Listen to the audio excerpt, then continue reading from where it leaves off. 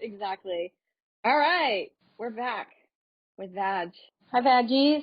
We're back. We We have, have a special guest this week. we have Katie Hannigan. Hi, Katie. Reg, Hey, back in Katie. the house. Thanks Um, for doing this with us. yeah, especially at 11 a.m., which doesn't feel like it's early, but I think it's early for comics and Labor Day weekend. Is it Labor Day or Memorial? I forget. I always confuse It's those two. Labor Day. Labor Day. Okay.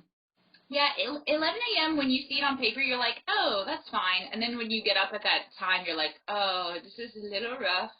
It's not that, it is, but it's not that bad. Like, when you have to go somewhere and be there by 11, that's really bad. Like, this you can really get up at, like, 10:40. Yeah, I'll get up at like 10 on the weekdays, but I just do that because if I don't set an alarm, I won't get up until noon, and then I'll just start like sleeping later and later. I just don't wake up. I really won't. No, I had that bad habit for the first probably 5 years in New York City, especially bartending late at night. But I didn't even get home at like crazy hours, like where some bartenders are getting home at 6 in the morning. My sleep schedule started where I was just getting up at 2 p.m. Oh, wow. Insane. That's not even that late, 2 p.m. Sleep that long, but then you feel weird. I'm always like, what's going on? Disoriented. Yeah, it's very isolating too, because you're up till like 4 or 5 in the morning, maybe even later. I would say, like, that's a good way to jumpstart a diet, is to just kind of sleep all day and eat once when you get up. Yeah. Go to work and then go right back to bed and just try and sleep the hunger away. Yeah, that works. Yeah. I mean, you're both thin, but... Because I've been doing that. Been sleeping the hunger away. Very tired. It's so great. And then you wake up and you're fatigued. Yeah. And then it's a great way to save money, too, because you're not spending any money in your sleep. That's a good point. Oh, sleep is the greatest. I'm addicted to coffee, though. I love to get, like, a strong coffee. That's the only reason that I can't sleep sometimes. Because I'll drink, like, super jumbo from Dunkin' Donuts, and then I'll just be running around like a psycho for 12 hours. Do you give yourself a cutoff? You know how sometimes they won't give kids sugar because they will be up really late? Will you not drink past a certain time? Like me and Sarah have done that, where we've had coffee or something late, and then we're up to like 3, 4 in the morning.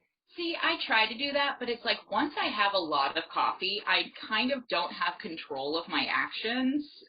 So I'm like an alcoholic blacking out. Yeah, I'll be like, okay, just one like latte.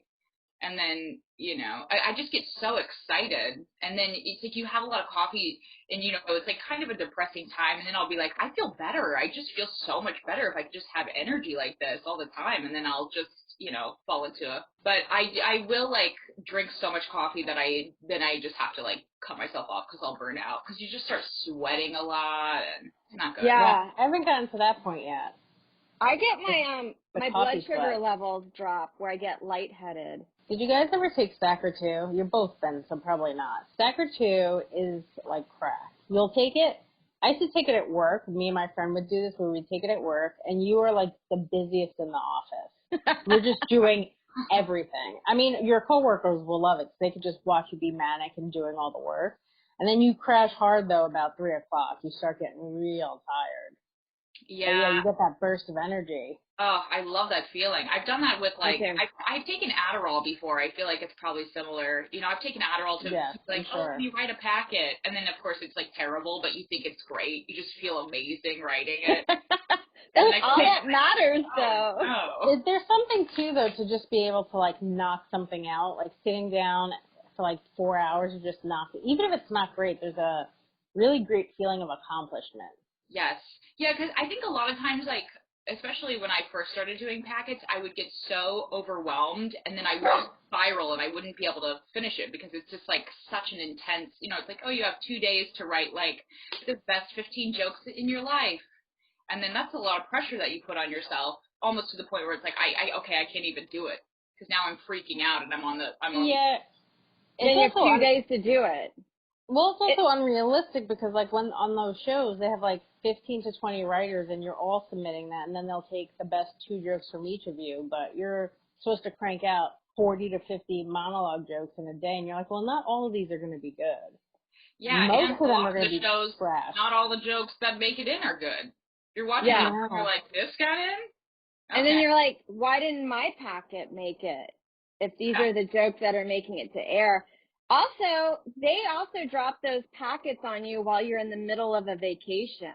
It's always in the summer, and you're like, I've not seen my family in 6 months, and now I'm getting all these packets. I kind of stopped doing them. Like, Me too. There's kind of no point to it unless somebody gives you like a recommendation. Then they'll probably at least read it. But to just blindly submit to these things, you're usually not going to get it. Like, I remember in the beginning, maybe like 6-7 years into comedy when I started getting them, I would do all of them thinking I had a chance. Then you're like, you have no shot. It's just like the smallest chance, and they're still going to take mostly their friends. Yeah, it's true. It's true. Yeah. But it's so nice when you get one and then you have like a feeling of hope for like 4 days. I was just going to say when everyone was mad at Ellen, I was like kind of happy because I wrote a dumb packet for her show and nobody ever called me. Yeah, now you know why. Because she is hateful. But it's also like with Ellen that you're like, how do you write for that show? Like, Ellen, this is where you get dunked in water, or this is where you dance, Ellen. How do you write a packet for that? A lot of the shows are dumb like that. Well, for her too, she doesn't really talk about current events, so her monologue jokes, I think, it would be funny to read those monologue jokes I wrote, because I think it was just kind of about her life. I think I had to make something up. Yeah. I've never seen the whole show. I didn't realize that she did monologue jokes. That's so strange. But she didn't like really her stand-up. Yeah, it's kind of like just jokes about her life and stuff. It's not political. It's not about really anything going on in the news. So it is weird because you're just like, I hope she likes tulips. I'm going to write 20 minutes on tulips for her. Yeah. I love how people are surprised that celebrities are assholes. You know, it's like, have you never, like, been yelled at by a celebrity you tried to say hi to on the street? I guess not. But it's like, the thing is, they're enormously wealthy, they're beautiful, they have the access to the finest things, and, like, they see you as, like, a peasant. You're annoying. Ellen doesn't want to come over to my grandma's house? I don't believe it. What a bitch. She probably doesn't even want to lick Portia's pussy. And they're like, Ellen. Yeah. You're so mean. Well, sometimes I'm like, a lot of those people aren't even really that involved in their show. Like, they show up, they get their notes or whatever, they hit their mark, and then they drive off. So, like, anything that's in the way of, like, where they have to do more work, I picture them just being mean. Or that they're also, I bet she didn't realize there was all that shit that was happening on her show with the producers that no one liked as well. Not that I'm, like, standing up for her, but I also feel You're like there's a lot. You're standing up for Ellen. The thing is, I don't know that she knew all those people were assholes, but she actually, I heard, is not that great herself. Yeah, I've heard like that. Like when the pandemic hit, and I think she was still taping the show, and she realized she can tape it cheaper with just having like 1 or 2 camera people or something, and then all the other people she let collect unemployment. That's when people really got upset with her. 'Cause they're like, you're so rich, why are you being a cheap cunt right now? And I think that's when people turned on her. She also ghosted them, I think. Like, no, like, this has been a really great 10 years. It was just like dead silence from her. Wow, that's crazy. I didn't realize that she did that. I think that's why people started coming out and talking about her, because they were like, she has so much money, why would she do this to us? I don't know if she was being cunty to them. I shouldn't have said that, but I don't know. That's all right. I think we're fine. Yeah. I think Ellen listens to this. Yeah. He does. She loves Badge. She does, in all aspects. Reportedly. I don't know. Well, like, you sometimes hear that I remember hearing that about, like, someone like Prince at Paisley Park. Like, you couldn't even make eye contact with him. But I also think about how the person at that level of fame is, how much they're getting bothered and how annoying that is. So after a while, you're kind of like, I totally kind of understand that do not make eye contact with him because he does not want to engage in bullshit. Because people are like, Tina Fey, let me tell you my idea. I said UCP class. And she's like, please, I want a salad. And they're like, but wait, Tina. You bitch. Because I do think, like, so many people that are, like, enamored with famous people, they also, everyone in America wants to be famous, so it's like if they get close to you, it's probably like the same thing that people do when they're like new to comedy and they're like by a well-known comedian. They're like, will you give me notes? Yeah.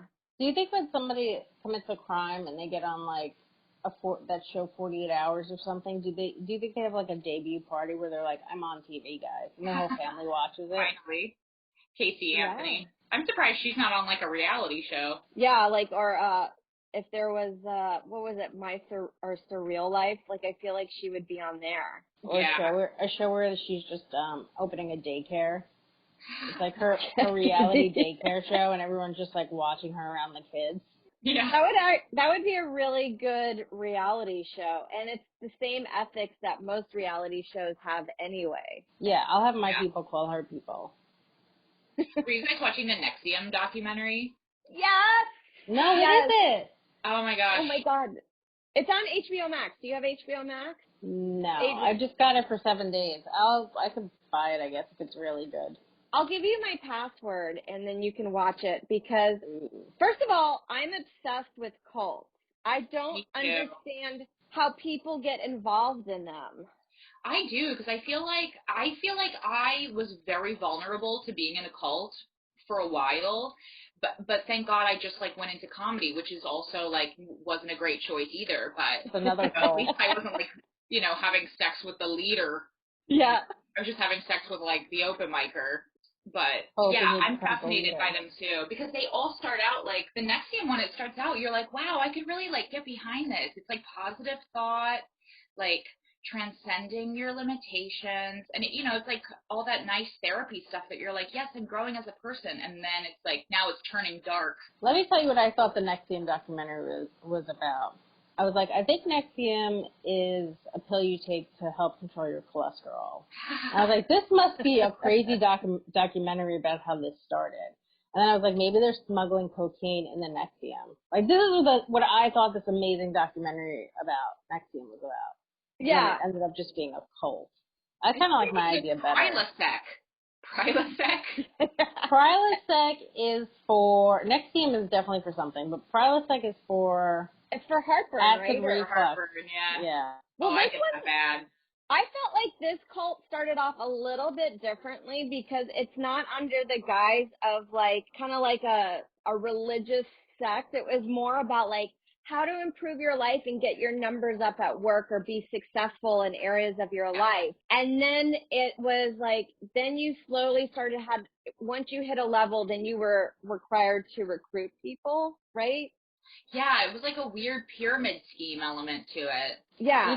Did you guys ever hear of, is it called Lexmark? Not that. There was another one where my friend tried to get me into this cult where you just give them a bunch of money. I remember this lady was a sponsor of mine from like a 12-step group, and she also knew I didn't have a lot of money, so she was going to force me to go to this. It's not called Lexmark, it's something else. It's one of those things, and it was like $700. I'm like, but I also don't have any money. And she's like, well, you're going. I'm like, well, I'm definitely not going, and I'm also not working with you. It's so weird to like push. Well, because she was one of those people that you go, and then eventually if she got me in, she would get part of my money. So that's what she was trying. It's that pyramid scheme thing. Yeah, it's really strange. But I just feel like it's really interesting too, because so many of the people like in this NXIVM documentary, so many of the people that end up doing it are these like failed actresses, that are like, I was looking for a sign, and then this guy just, asked me if I wanted to spend $1,000, and I thought yes, so it's like these people that are susceptible because like they're looking for this like big, like wonderful, magical thing to happen to them, and it's just never happened. I knew a girl, I was an actress with, when I first moved to New York, we did like, I don't know, like a couple of shows together. This was in like 2008, and she is a witch now, and she runs like an online witch business, and she will just like do magic online, I guess. Everything's online. It sounds so like comedy. It's so funny because it's like, I can't buy into the fact that like your spells work, because why wouldn't you just do spells to be a successful actor? Yeah. Like, you really wanted to be a witch on the internet? Like, you could have been famous, I guess. Does she wear the hat? She wears a lot of, it's a lot of like, draping fabrics.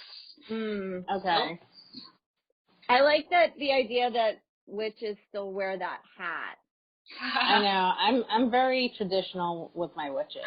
Where did that hat come from for witch culture? It was like a pilgrim. It was like a pilgrim hat. That they just kind of bent at the top? It kind of makes sense, though, if it's raining, that the rain would go like this and then off your hat. Yeah. Is that not a witch's hat? While you're in the woods making your newt stew? While you're fucking children in the woods. That's why they have to wear those hats. Well, that's the thing. When I watched that NXIVM documentary, it's like, as you were saying, you watch it and then you're like, this sounds great. Everyone, yeah, it feels good, but I also feel like spirituality should be free. I know. It's like, it sounds really great, but then once they start like making up weird names, it's like Proctor, and then you have to wear like a sash. It's like, okay, that's now it's a big red flag. Joe said he would have lost interest as soon as he would have to kiss the main guy on the lips. The guy makes you kiss them on the lips, and his hours are like, let's play volleyball at 2 a.m. in the morning. It's so insane. They're always playing volleyball, and they have to kiss him on the lips, and it's so bizarre. And everyone's like, oh, yeah, it's fine. It's like, no, it's not. Yeah. Like, you go to your friend's house in high school, and they, like, kiss their parents on the lips, and it's like, no! You're like, bad family culture. Bad family culture. We don't do that. You have to cut that off with your kids once they're 5. You really do. I don't care. I was on the fence about kissing this person on the lips. When you said volleyball at 2 a.m., I'm like, I'm up at that time. That is when I'm looking. That's when I'm looking for stuff to do. When I'm looking for stuff to do, there's really nothing to do late at night. So I love volleyball. I used to play in high school. So. I used to like it a lot. Then you might like this cult, though. I think so. I mean, the kissing part is not great to me, but if I only have to do like a quick, like that, I could do it. It's a quick kiss. The other thing, though, too, with them that I feel like I would get skeptical, I don't like anything where one person or guy is the one that we're all like this to and hanging on every word and dripping off of, where you're just like, I don't know, I've never... Anybody that's getting they're being blown the whole entire time and you can tell that they're getting off to it, you're like, something's up. Something's up. And that guy, the way he looks too, like, I just imagine if I saw him out and about and he, like, you know, if he tried to talk to me, I'd be like immediately wary, because he looks like something's very smarmy about him. He had flowy, like, 1970s lover's hair. Total lover's hair. And like small body, a skinny body. Very little legs. Very small legs. But, you know, like, he's the type of guy, I could really see it. Like, he comes up, you're at a show, you're out after greeting everybody, and he's by himself. You see him staring in the corner. You're like, oh, no. And then he just slowly makes his way over and then starts talking to you about, like, a weird personal story, you know, and you're like, trapped. Yeah. And then super complimentary towards you. But in a weird way. He's like, I love glasses. You're like, But you ever get involved with somebody in a conversation and they do all the talking and you don't really have to say much and it's kind of just comforting? It kind of feels like to me when somebody's playing with your hair. So like I can like listen to somebody talk to me for an hour if I don't have to really do anything except wow. You know, like throwing a wow or that's crazy. I could stay in a conversation like that for if it's not like over the top yelling or anything and I could kind of zone out and do something else, I could be in a conversation like that for a while. I always get so nervous that they can tell that I hate them, so then I overcompensate by being, like, overly supportive. And then I just have anxiety the whole time. I'm trapped in my mind. Like, what am I going to say next? I have to get away from this. People like that just love that they have your attention. They don't even care. They can fill up that whole entire time by themselves, and you can kind of just sit there and, like, drink coffee or tea or something. It's kind of relaxing. It's almost like music on an elevator. You just kind of tune it out. Yes, as long as their breath doesn't. Yes, as long as their breath doesn't stink. If they have smelly breath, I can't do it. But other than that, I can just kind of ignore them. Smelly breath. He probably smelled like an intense health food, like sardines or something. Oh. On the lips after having like a raw egg smoothie. It's so gross. But so accurate. he'd also be really good as soon as you started questioning him and you're like, I don't know, there's just like a lot of things that I feel like are kind of weird that I'm very skeptical about. And he's like, they're so good at being like, well, I think what's happening is that you like to play the victim and you're being do you want to be the victim or you need to power through this and transcend to the other side? Like they're all about like pushing through that uncomfortable feeling. Yeah, and that's like a big thing that gets people in trouble. Okay, so I listened to this podcast that was like the very like similar issue. I forget what it was called, but it was about this guy who he was in The Secret, and then he was in The Secret. It like blew him up. He was on Oprah. He started doing all of these like seminars, and people would go. They would pay like $10,000 to go to these weekends, and he would do these like intense like sessions with him where he would put everyone in a really uncomfortable situation and they were supposed to push through the pain. And then one of the things he did was a heat lodge or like a sweat lodge, and he was heating it up way hot, and like 4 people died because he was like pushed through it. And then people were like, okay, and then they just didn't leave. He's like, you did it. You made it to the other side. Yeah, I pushed you through to your next life. That's actually amazing. I love that story. I love stories that end in people dying. Oh, it's so sad. But then it's like, that's what these people are, and it's like this guy has no training. These people are just like, I'm a guru. It's like no psychology background. They just read like Carl Jung. I hope that he saw one person pass out and he was like, we got to do it a little warmer. He's like, let's see how many people we can kill. And I know myself too, because I'm like nervous, and I always like, I went to a Catholic school and the teachers would like really yell at us. So in a group setting, like I would not leave. I'd be like, okay, I'm too embarrassed to leave. I'm burning to death, and fine. I guess that's just what's happening. Yeah. Because I have to be the person that like bursts out of the sweat lodge and embarrasses myself and gets yelled at. I know, I get that way when you're working at a job, like a day job that you don't like. You're like, I guess no one else is like leaving. And so you're just kind of sticking and you're like, this is unbelievable how much torture we're all putting up with right now. Because we don't want to like go away or like look for something else. That's why you need like a sassy black woman in that situation, because she's not going to put up with that. I bet none of those people that died were probably a black woman. No. Yeah, that's true. No.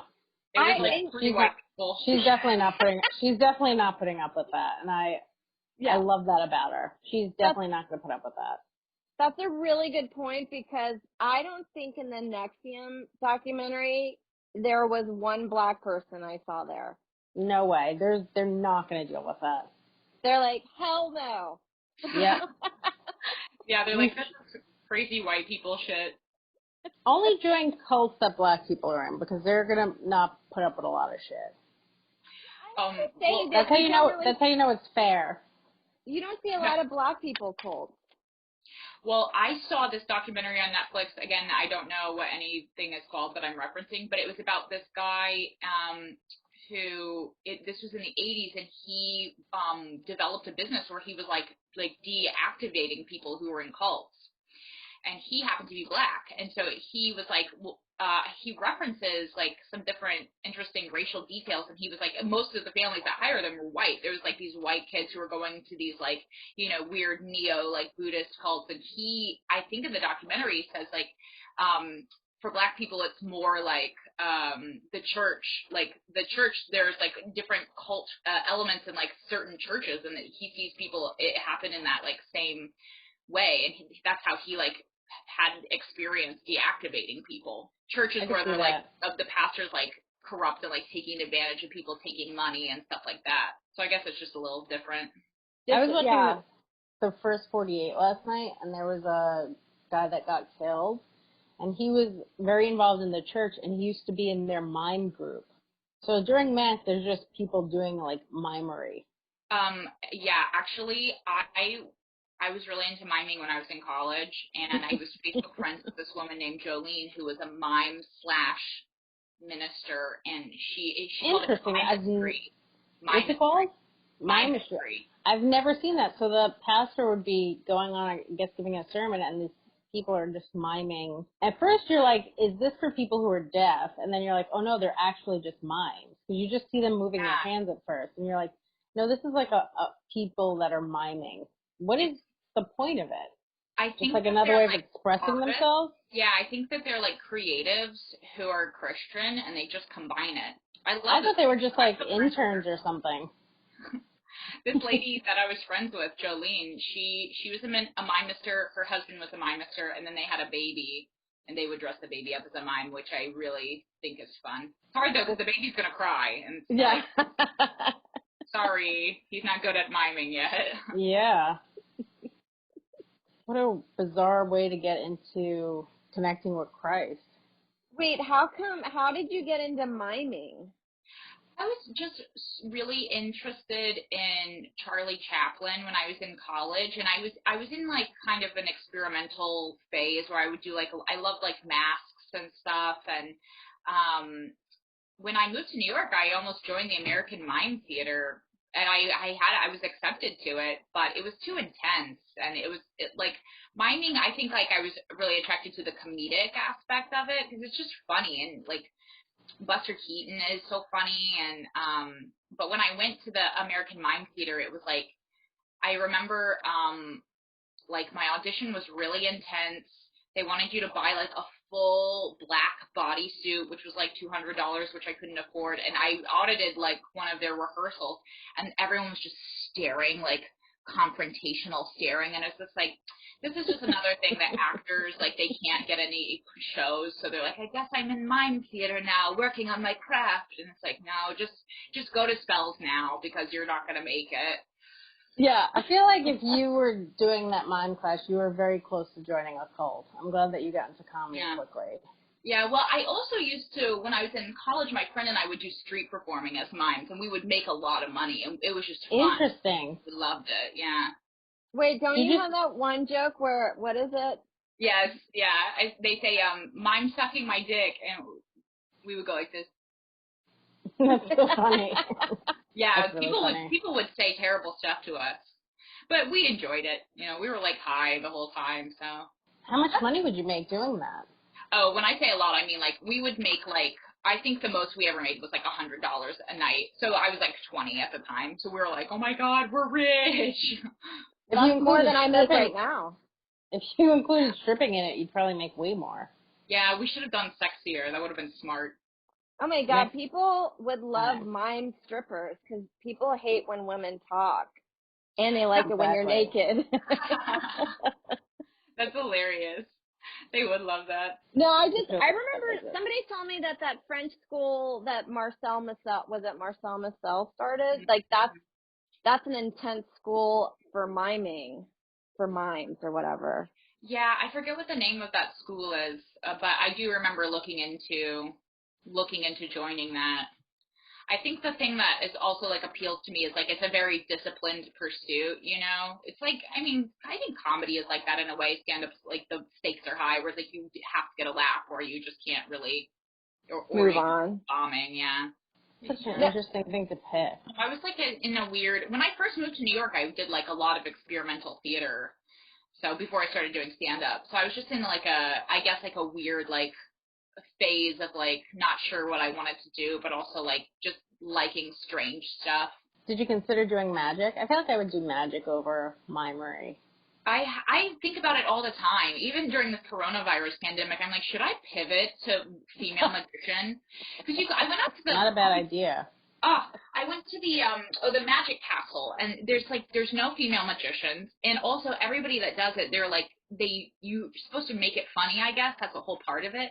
But no one can really handle the comedy element. They can just do the tricks, and all their jokes are hacky. I'm like, all I have to do is spend 5 to 10 years learning sleight of hand, and then I'm in Vegas, you know? Boom.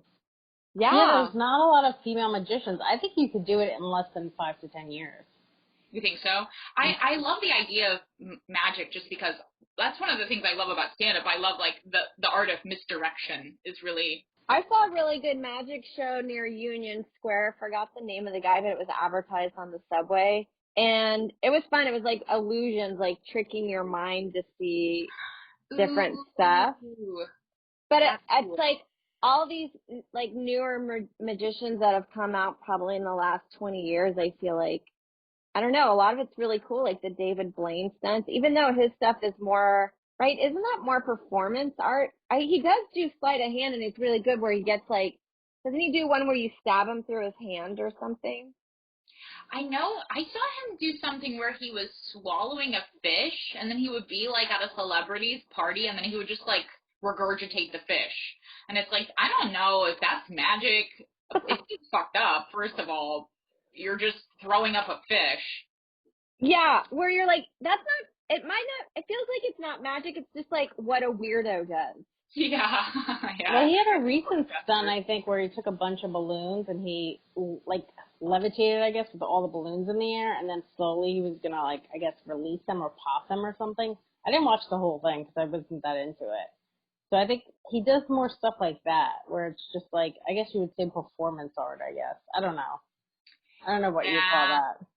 I prefer stuff that's, like, tricking your mind to, like, Harry Houdini, where it's like, oh, he has to, like, get out of this box, but he, like, hid the pins in his skin, and then he dies. You know, I don't want to watch that.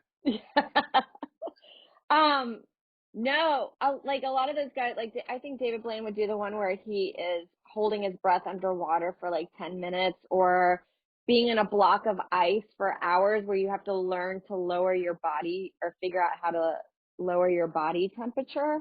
Oh, wow. Yeah, that's crazy. Oh, I was just gonna say, I always think that it's like, these are just ways that people, they've just created stuff like this so they don't have to do a day job. Yeah. I know, it's like you just hate typing that much. I think I'm there. Yeah, I'm ready to invent an art form of, like, fire eating. Yeah. But have you guys ever been to the Magic Castle? No. I think I did an audition there for Last Comic many years ago.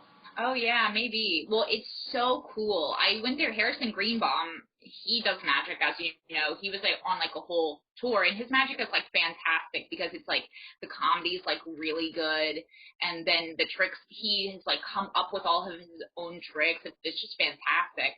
So you have to have, like, an invitation to go in, which is just, like, a, you know, device to make it, like, secretive. Exclusive or something. Yeah, but and everyone dresses up.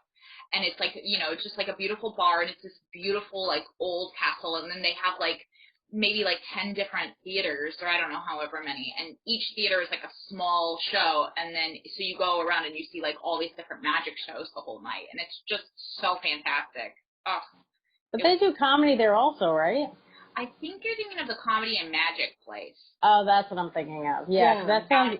It sounds weird to do, like, school shooting jokes in an actual castle. It sounds not, like, appropriate. Yeah. Yeah, it's very, like, old school classy. Okay, I'm thinking of the Comedy Magic Club, yeah. But I could be, like, a blue magician. I'd be like, then I suck this cock. Ta-da! You know? Be the first blue magician. That, you would stand out a lot like that. I felt like magic was really big in, like, the 70s and 80s, because in Houston we had something very similar to Magic Castle. It was called Magic Island, and it was a huge building that had all kinds of rooms, and they did have a comedy club in there. And it was popular for a little while. We never went in, but I always remember, like, driving by being like, what a weird establishment. As a kid, though, magic is so interesting to watch because you're like, holy crap. Then when you get older, and then when you get older, you realize that it's all fake. Kind of makes you sad. It's fun to believe in magic when you're a kid. It's so exciting. Yeah. And then you get old and hardened. I know. It's so like, depressing. I'm just exploiting my brain. Okay. Doesn't Nate's dad do it? Yeah. Yeah. Nate Bargatze's dad, yeah. I think he does magic. Because I remember Luis Gomez was showing me a trick his dad taught him. Oh, that's cool. It was really good, too, because I wanted to know how he did it, and he wouldn't tell us. And that's the other thing, too. Anytime I see a magic trick, I just want to know how they did it. I never tell you. It's infuriating. I know. Yeah. I take it personally every time. I do, too. And don't you feel like if you were a magician, I feel like I would not be able to keep a secret like that. I know. I love to gossip. Yeah. I guess you would have to tell your therapist. Yeah, you'd have to tell your therapist. All your magic tricks. But I know, like, a lot of the ways they do those tricks is because I read this book, which actually was telling Joe about this on his podcast. It's called Sleight of Mind. I think Joe actually got the book. He was telling me, but your brain can only process like certain types of information, and when we're like aware, we feel like we're seeing everything, but you just aren't. And so they just like have intuitively figured out how to exploit the way you perceive things, and that's the whole thing, which is like really fascinating in a way, because it's just like the reality you perceive is not like actually what's happening. Oh, yeah, they talk about that. I know in therapy, they have ethical issues of when people talk about how they see things that you can't really, it's so hard to gauge if somebody, I think, can be crazy. Like, Yeah. I've read I think I read an article about like, it's hard for therapists to be like, that's not what's really happening, because it's like, who knows what's really happening? Because perception is all a personal experience. Yeah, it's crazy. It's really crazy when you think about it. Yeah, because I think about that now, and there's a lot of times, like, when we see something that we think that we know the full details, and then you see a documentary that comes out, and then you find out, like, no, that's not what's actually happening. Remember when that lady spilled coffee on her lap, and then she was the butt of jokes, and then everyone was like, suing has gotten out of control in this country, and then this documentary came out about it, and under the guise of the umbrella of like litigation law or whatever. And what actually happened to her was really fucked up. And she had, like, the coffee was something like around 300 degrees or something ridiculous. And she was an old lady in her 80s, so her skin was so thin that it like completely annihilated her, that she had every right to sue, but we just vilified her. So I always find that when you're like watching the news, or if you see something, or like Ellen's situation where you're like, we're all like, what a nasty bitch, but you're like, we have no idea what actually is happening. I know. Did she end up getting a ton of money, that lady? I don't know. I don't remember, but I just remember that coffee joke or the coffee incident was such a huge, it was a butt of the jokes of monologues for like 6 months straight, where it was just relentless. It was McDonald's, right? Yeah. I think she got a bunch of money. Yeah. I think they had to put, like, if you get coffee from there, I think it says, like, drink at your own risk or something. Not like that, but I think it's something like, this is very hot, don't put it in your fucking pussy. Yeah, I should say, like, if you don't want to be burned, don't come to McDonald's. This coffee was $1. What do you expect? Yeah, I like coffee from McDonald's, but people tell me they don't ever wash their coffee pots out, and I'm like, I guess that's why it tastes so good. Oh, yeah, like a cast iron skillet. Yeah, the more coffee buildup, the better it tastes. Are you not supposed to wash a cast iron skillet? You can wash it, but you're never supposed to put soap on it, I think. Oh, God, it dries it out. Yeah, I've been washing it. You have to clean it with salt or something like that. Salt and water and a brush. I've been using just soap. It is very dry. Well, I guess at least we learned one thing on this podcast today, is that how to clean a skillet. and how to do magic, how to advance your career as a comedian by pivoting to magic. Yeah, especially as a woman, if there's not that many. I mean, do you think they get like there's been no talks about what's going on in the women in magic world as compared to, women in comedy? Yeah, I should Me Too someone. That way I can newsjack, and then I'll get famous on that. I bet I would get Me Too'd immediately, because I would wear, like, my costume. I've already thought of this, actually, but I would wear, like, a tuxedo, but, like, you know how they have, like, the woman's bottom is just a swimsuit? Yeah. But, like, a tuxedo, but, like, no pants. I love it. Yeah, I think you should do it. I think I'm going to. I feel inspired by this. I just find some tutorials online of, like, a 7-year-old boy teaching me magic, master a few tricks, and then I'm good. It's weird news to have a 7-year-old, right? You're like, this guy's so good. My sensei. My sensei, little Todd. I do love magic, because I remember when I was a kid, I got a magic box that had so many things in it. It had a wand that you could pull, and it had like, it turned into a flower, and you could put a scarf in there, or like the red balls that I would get. Oh. It was really cute. And then I remember I worked with my first internship when I got out of school was with this guy that his passion was magic, and he was sleight of hand, and you can make a living by creating tricks and then selling it to the bigger magicians. Yeah. I think people do that now. Shortage of tricks. I think like you're supposed to like, from what I understand from Harrison, it's like you're supposed to have like your own signature tricks that you do. So your tricks are like your jokes. And they get very protective of them, like more so than we are with stand-up. Because I guess you can't just be like, well, you can see how I could come to that trick, right? Where like jokes, you can be like, well, it would be natural that we would both talk about dating. But how, if somebody steals a trick, I think it's a lot. Like, how did you get there to that trick? I would think it's probably variations of like the same kind of jokes, like just stabbing people, but like in different body parts. Like how many like magic tricks would there actually be? Yeah, but you know what? Like if you were a woman and if you were doing a thing like David Blaine, you're like trapped and you need to get out, you could keep the tools in your pussy, and a guy could not be able to steal that. A guy could keep them in his asshole, though. I've seen guys take huge cocks. So I think that, I mean, we could. Do you think if you put something in your pussy, you'd have less room in your asshole? Is it just taking a different, like that? Is it just taking the same amount of space down there, but just in a different compartment? No, I feel like that's not true. And I think you could fit more stuff in your pussy too. Yeah. You could fit like a whole little like Swiss Army knife in there, as long as the sharp edges were like tucked in.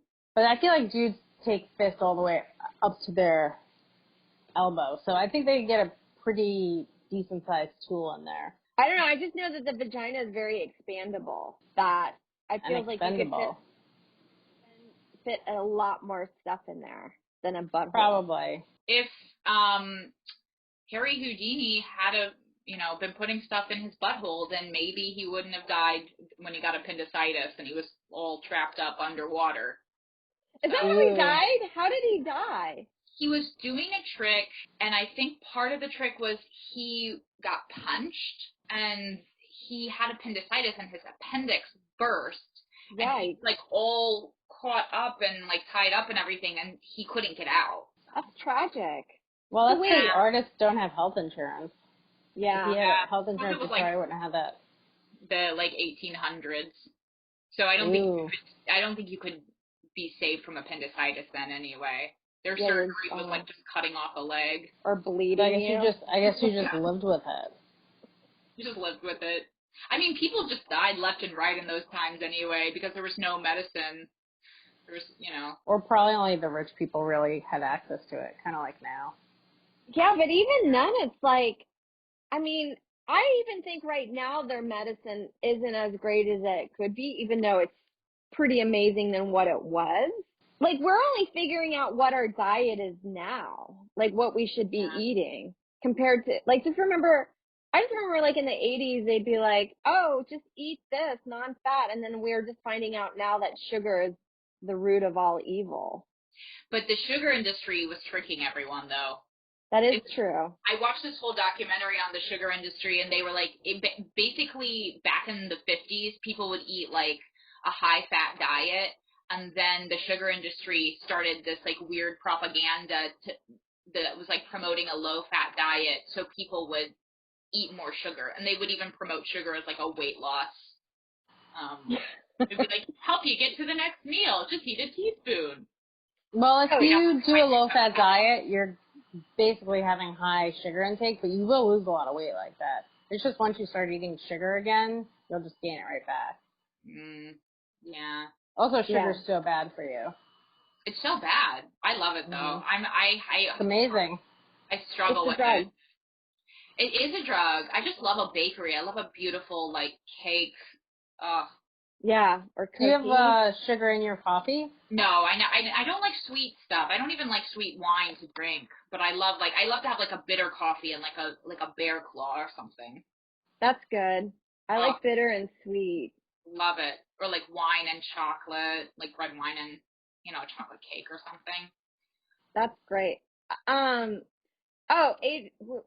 back to that NXIVM thing, you would like this part. So this is the part where it turns, is that he slowly starts inviting women into the group called the Vow, and they brand them. But it reminds me of your bit where we were talking about last week. We were talking about how, remember when we were supposed to put black and white photos up? Yes. On Instagram, and Adrienne's like, no one invited me. Yes. The way they get you in. Oh, sorry. Yeah. No, go ahead.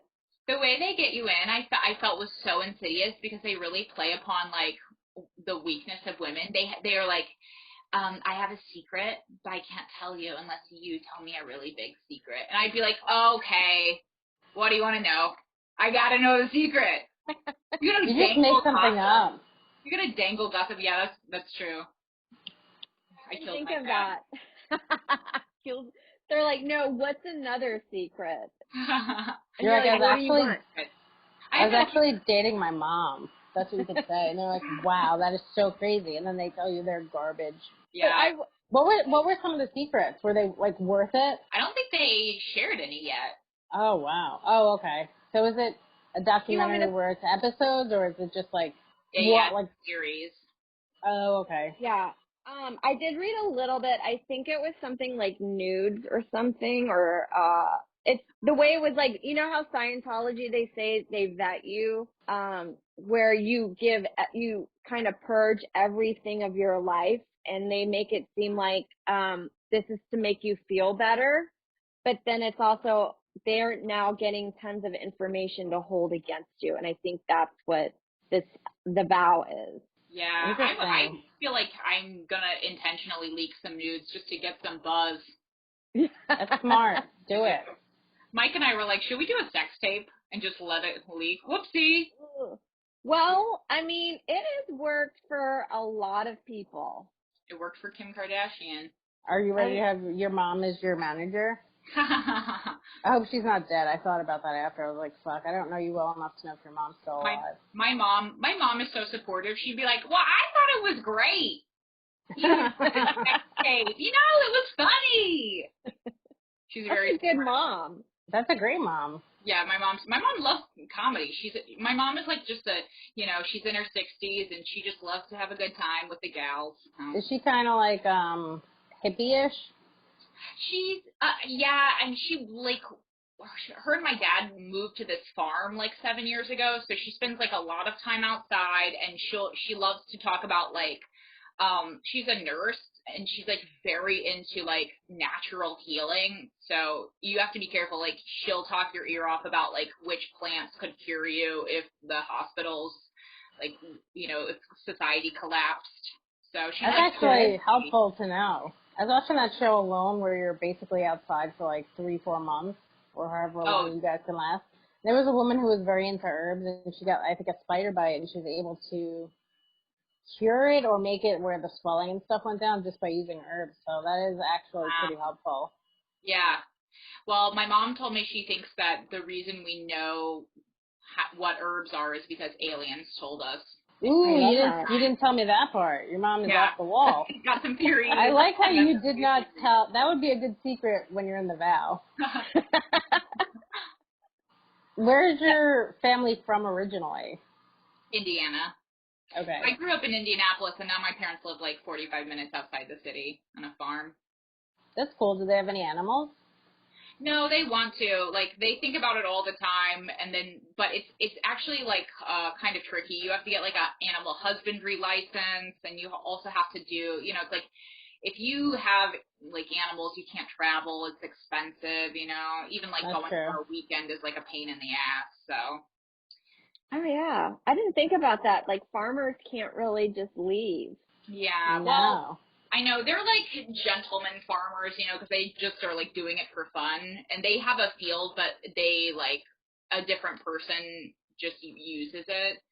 So they're kind of like pretending to be farmers, which is fine, but that seems like the best way to do it. Yeah. Just pretend you're doing it. Like, who wants to get up in the morning and milk a cow? No, thank you. Or do any of that stuff. it's fun to go back and you're like, oh, it's outside of New York, but then I'm not like a country person. There's a lot of bugs.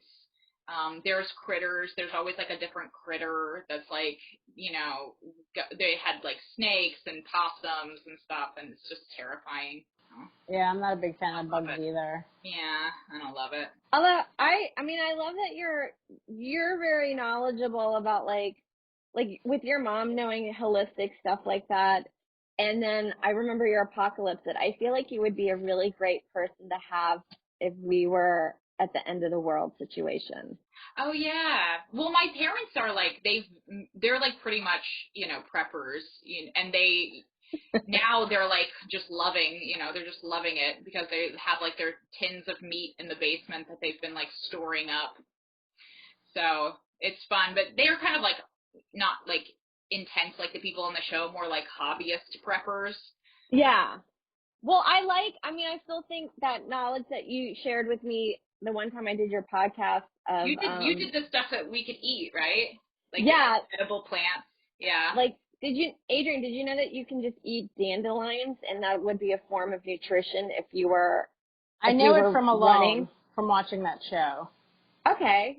There's a lot of, I learned a lot of stuff from Alone. That's basically where I saw you could eat so much stuff that they would just like, what's it called? Foraging, I guess, where you just go out into the woods and just pick up a bunch of I love that. leaves and shit. Yeah. See, I feel like in my mind, I'm like, yes, I could survive an apocalypse, but then like, come October, a strong wind hits me and I'm just like completely overloaded and upset. And then I realized I probably wouldn't make it because I'm like, I'm just like very sensitive. I think you could probably make it in the apocalypse if you're just in the house a lot when it's cold. You could just give the orders. Yeah. Plus get more wood. My body. I feel like I've got a built-in food source. My pussy. I keep bringing it back to vag because I want. Yeah. What? Oh, okay. I was like, what's going on with Katie's pussy? She keeps bringing it up, and now I see. That's actually pretty smart of you to bring it back to vag. Thank you. I think you're the first person to do that in the 4 years we're doing this podcast. Thank you. It's never dawned on us to keep bringing it back to vag. I would think there's actually a lot of herbs you could put in your vagina to like heal stuff. So that makes sense. Yeah, I've read that you could put garlic in it if you have a yeast infection, yeah. Yeah. I didn't know that. I love all this information because I don't know, sometimes you're desperate for stuff. Well, if you're like really itchy, I think you can put a bunch of cloves in your vagina. I think you have to kind of sew them together though, so you don't just like lose garlic in there. Yeah, I mean, I kind of feel like I've never done it. Like in that situation, I would just go to the drugstore and be like, I can't. I'm not like sitting on a yeast infection to see if I can cure it with garlic. I'm like, I need results. What are you doing with all that knowledge though? You got to see if it works. I just do fun facts at parties. I'm like, anyone itchy? I just like to picture that you go to the gynecologist and you're like, I've tried everything. And he's like pulling out a satchel of garlic out of your pussy and he's like, I can see. And you're like, oh, I forgot about that. Yeah. A crystal. I've done spell after spell and I'm still irritated. You're like, well, thank God for modern medicine. Yeah. Oh, sorry. That's my reminder to take vitamins. Put them in your pussy. Yeah, suppository. I know. Well, like, you know what I was thinking? Now we're, like, with the magic. I'm surprised that we haven't heard any Me Too situations in the magic world with men. Oh, Me Tooing each other? Yeah, it just feels like in the magic world, there's probably, like, one guy that just seems so masterful and powerful that I feel like he would definitely try to take advantage of his.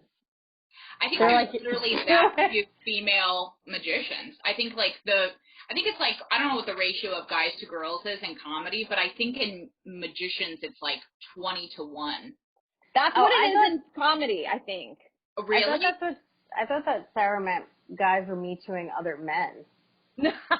And he's like, you want to see this magic trick? And then he's like, oh, your dick's in my ass. Want to see my dick disappear? But yeah, I thought you meant guys Me Tooing other guys. No. I think you should definitely start doing magic and let all them Me Too you and sue them all. Yeah, I think I'm going to. Hey, Start with do Harrison. Yeah. Harrison, what's up? Katie's coming in. She's going to take all your jokes and all your magic tricks. No, if you're good at magic and comedy, it's like such a killer combo because I really did enjoy Amazing Jonathan when you went to his shows. They were really good. Loved him. I loved Actually, Amazing Jonathan. I actually really want to see him. Favorite. Oh, sorry. I actually really want to see a magic show now. They have, well, they used to have that at that place by the cellar, the Monday Night Magic, and that's the longest running magic show in the world. And I actually saw Harrison there years ago. Oh, wow. Wow, I didn't know that. It's in that, that place that's right on the block right before Minetta. Oh, the one that you go down and it's like a little alleyway that you can get attacked? Yeah, that one. That alleyway is so weird. That alley, you're just asking for it. I'm sorry. It should just be called Asking for It Alley. I don't know, you shouldn't go down there by yourself. It's a weird street. There's actually I think there's apartments down there, right? I think there are. Yeah, it's like that weird part of old New York where it's like, oh, this was built when they had like carriages. Yeah. This will do. This is a road now. I think the movie Serpico was shot there. Oh, I love Al Pacino. He's so cute. He is. His apartment was off of that street or where that Mexican restaurant is off of Minetta Lane. I remember when I was coming on the West Side. Oh, I was just going to say this, talking about like old New York, when I would come on the West Side Highway. I think it was like Christopher, one of those exits where you make a left off the West Side Highway and you go off of like all this cobblestone. And people would say, well, they're just trying to keep old New York. And you're like, but it's on the same block as a strip club. It's just weird where you want to like keep the essence of old New York, and then there's like a new strip club there, which is something that would not be in old New York. So it's just weird to have that, and they took the strip club down. Now I think they've just made a big building that no one is going to be in now that there's COVID. Yeah, it is weird when they try to preserve stuff like that, but you're like, but there's like a 7-Eleven. Or like, have you ever, or like when they're like taking old church and then they turn it into the Gap. Yeah. Oh yeah, or they turn like a historic bank into a Trader Joe's. They have a couple of those. Katie, you have a series out on Snapchat, right? Called Death Hacks. It's so cute. What's it called? It's called Death Hacks, and it's about it's a cartoon. It's an animated series, and it's like life hacks. And it's as though it's like two influencers, but they're dead, and the whole show is for like dead teenagers. And oh wow! Kristen Shaw is in it, and also Thomas Middleditch. So it's coming out on Snapchat. It premiered last weekend, and then they're releasing a new episode every other day. So I think the 5th episode came out this morning, and it's when they go to hell. Mm-hmm. It's a big like guide to hell and all the best spots, and I wrote this episode, and it's only on Snapchat, so you have to, I like can't figure out that app at all. I can't work my mind around it, but it sounds really cool though. It's on there, yeah. I watched the trailer or one episode I think they put on YouTube. Oh, yeah, that's cool. I'll check it out. Yeah. I don't have Snapchat either. It's tricky, but you know what? If you just download the app and then you go to the search bar and you type Death Hacks, then you can watch it. But I don't know, like, I'm friends with some people on there. People will send me stuff, and I'm like, I don't know how to respond to this, and I don't know really what this is. So it's kind of baffling, but I've been trying to learn it for 6 months because this was supposed to come out in April, but it was awkward because, it was like dead teenagers and in a pandemic. So. Well, we need it the most because we're all going to die soon. Yeah, we need that perfect hack. Seems like perfect timing. It's over now, so it's safe. Oh, yeah. So you can find Death Hacks on Snapchat if you want. You can check it out. I think the one episode's on YouTube. You just put in Death Hacks and you'll find it there. Yeah. Where are other places that you want people to follow you? I really want people to follow me on Twitter. I'm at Katie Hannigan. And then I also have a beautiful website that I just redid, katiehannigan.com. And I'm gonna be doing like an email newsletter soon. I hope. I've been saying that for 2 years, but I feel like I could get around to it. So I'm gonna put a pop-up on my website, and you can sign up for the email newsletter through that. Oh, perfect. That's awesome. Thanks so much for doing the pod. Thanks for having me, you guys. This was fun. Yeah, this is fun. I really want to meet your mom.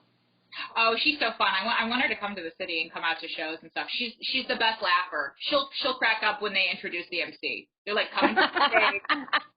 That's hilarious. Oh, she's so fun. That's perfect. All right. Well, I'll see you guys. We'll see you guys in the park. Yeah. See you in the park. It's gonna be fun. I'm excited. Yeah. Okay. All right. Bye everybody. Bye.